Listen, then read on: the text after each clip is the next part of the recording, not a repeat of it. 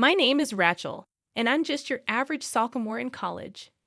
My dad runs a hospital, my mom is a stay-at-home mom, and my younger brother and sister go to different high schools. So yeah, we're better off than most families, and I think that's a good thing.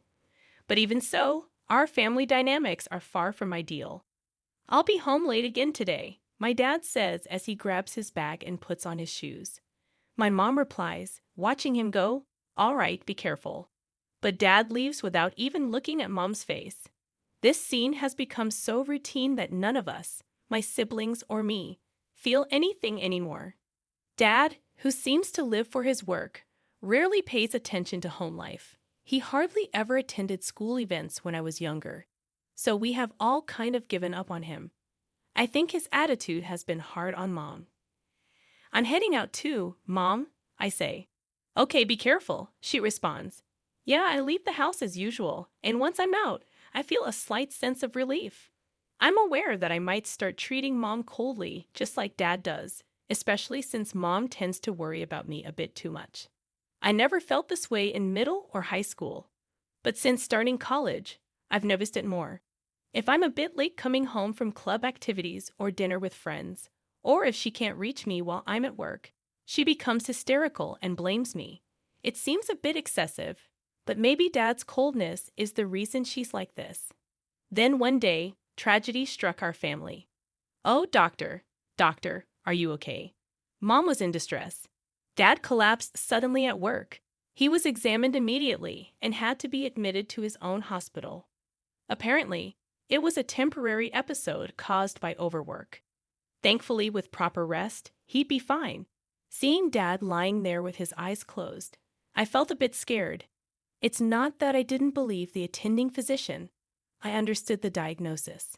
Dad is always busy, as we all knew. He was too busy even to look at us. Our family should have known that. But still, when a family member collapses, it's natural to worry. And I think Mom felt the same way. She's been going to the hospital every night since Dad collapsed. "Oh, Rachel, you're home early today," Mom says. "Yeah, one of my classes got canceled." "I see. Your dad was awake just a moment ago, but he's asleep again." Mom says this with a gentle look on her face. But I can see she's clearly exhausted. No wonder. With all the housework and hospital visits, why don't you go home and rest, Mom? I can stay with Dad. We have leftovers for dinner, so you don't have to worry about that. When I say this, Mom looks a bit surprised and then nods in agreement. Really? Then maybe I will. "Ah, thank you," she says as she stands up from her chair and reaches for the door to leave the hospital room. But before opening it, she turns back to me and says, "Rachel, make sure you come home before it gets too late, okay?" "I will," I reply, with a slight smile. Mom nods and quickly opens the door so as not to wake Dad, then leaves the room. Mom's really tired, isn't she? I murmur to myself as I sit in the chair Mom was just in, looking at Dad's sleeping face. I never knew he looked like this when he sleeps, but that's understandable. I have never known any other version of Dad than the workaholic who's always busy. When I get home, surprisingly, my sister Natalie is already there. "Hey sis, you just got home." "Yeah, what about you, Natalie? No club activities today?" "Nope. We had a practice match yesterday. So dinner or shower first?" Natalie asks, twirling around in her petite frame. Seeing my cute sister, I feel a bit relieved and say with a small smile, "Let's go for dinner first. Have you eaten yet?" "Yeah, I already ate. Christian is probably still studying at school. He should be back soon, though. It's exactly 7:00 p.m. My brother Christian will probably be home around 7:30 at the earliest." "All right. Change into your loungewear and come to the living room. I prepared my special menu for today. Didn't we have leftovers from yesterday?"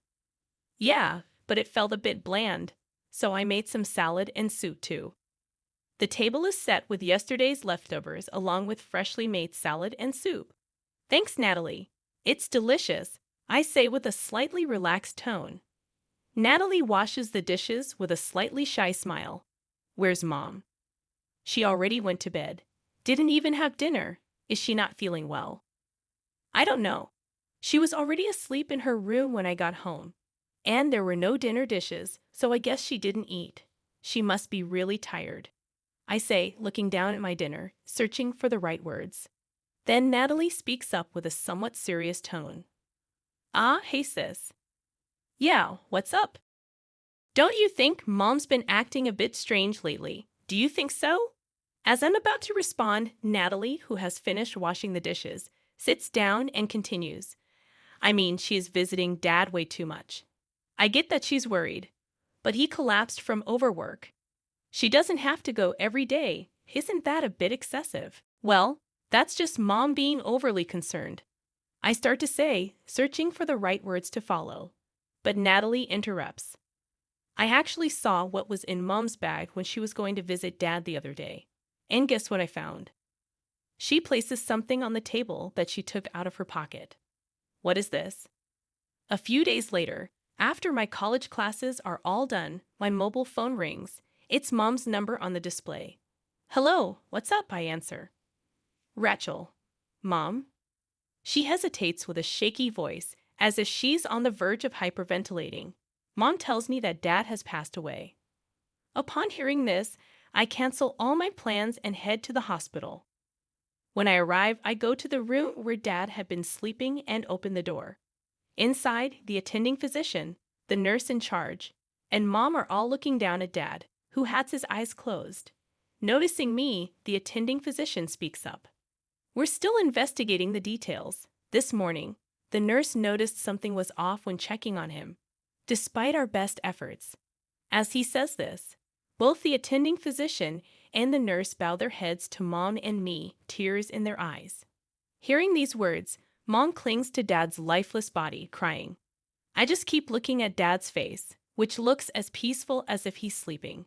After a while, my sister and brother arrive, both too shocked to speak or cry. Listening to the doctor's explanation with a surprisingly calm demeanor at the funeral that soon follows, a variety of people, including Dad's relatives, attend. I'm surprised at how many people show up, likely because Dad had been the director of the hospital. It feels like all these people had been a part of Dad's life. Sometime after the funeral, several of Dad's colleagues, a lawyer, and some relatives visit our home to discuss the inheritance. I happen to be home because my college classes are canceled, so although I'm not keen on it, I join Mom for the discussion. The conversation is very subdued, mainly focusing on legal matters regarding the inheritance. In this solemn atmosphere, Mom says, "My husband passed away peacefully. We will use his inheritance wisely." The room falls silent for a moment, but then all of Dad's colleagues burst into inappropriate laughter. Both Mom and I are at a loss for words.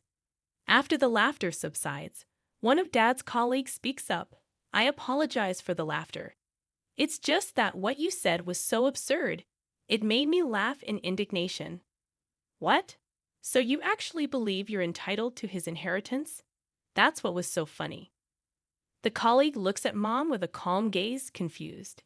Mom replies sharply, "What are you talking about? Of course I am. I am his wife, and he died from overwork." The colleague retorts, "Here, quite the actress, aren't you?" Mom glares at him, but then the colleague continues, "What I'm saying is exactly what it sounds like, ma'am. Did you think we wouldn't notice? Be honest. What did you put in his IV?" Mom is at a loss for words as another colleague speaks up. "What I'm saying is exactly what it sounds like, ma'am. Did you think we wouldn't notice? Be honest. What did you put in his IV?" "What I'm saying is exactly what it sounds like, ma'am. Did you think we wouldn't notice? Be honest. What did you put in his IV?" At this point, Mom raises her voice hysterically. "Don't be ridiculous. Do you have any proof that I did such a thing?" "We do have proof," the colleague says, placing a plastic syringe next to the sports drink bottle. "Huh. This syringe was found in the waiting room's trash can along with the bottle on the morning he passed away. But we medical professionals would never dispose of a used syringe in a regular trash can." He glares at Mom and continues, "Your fingerprints and the sports drink's ingredients were found on the syringe, And your fingerprints were also found on his IV, so you definitely tampered with it. As they say this, I stare at Mom.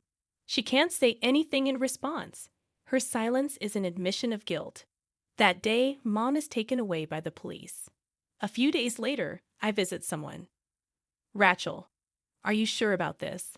The colleague asks. Yes, thank you for everything, I reply, bowing deeply to him. I was the one who tipped him off about the syringe. He had carefully investigated everything after the funeral. If it weren't for the janitor telling me about the syringe, I wouldn't have known either. But I feel guilty for taking your mother away from you, the colleague says remorsefully. It's okay. The mom at that time was no longer our mom, I explain, bowing again. I could only think of Mom, who had shed fake tears at the funeral, as a stranger. Now my siblings and I are living with our paternal grandfather. I hope to have a real family this time. Later, I visit Mom once to ask her why she did it. Then, Mom, why? I inquire. It's obvious. If everything had gone as planned, all of his inheritance would have been mine. I have been enduring and pretending all this time, Mom mutters to herself, clearly unhinged. Seeing her like this confirmed that her tears, words, and actions had all been lies. I realized she could never be part of the family again. Now my siblings and I are living with our paternal grandfather. I hope to have a real family this time.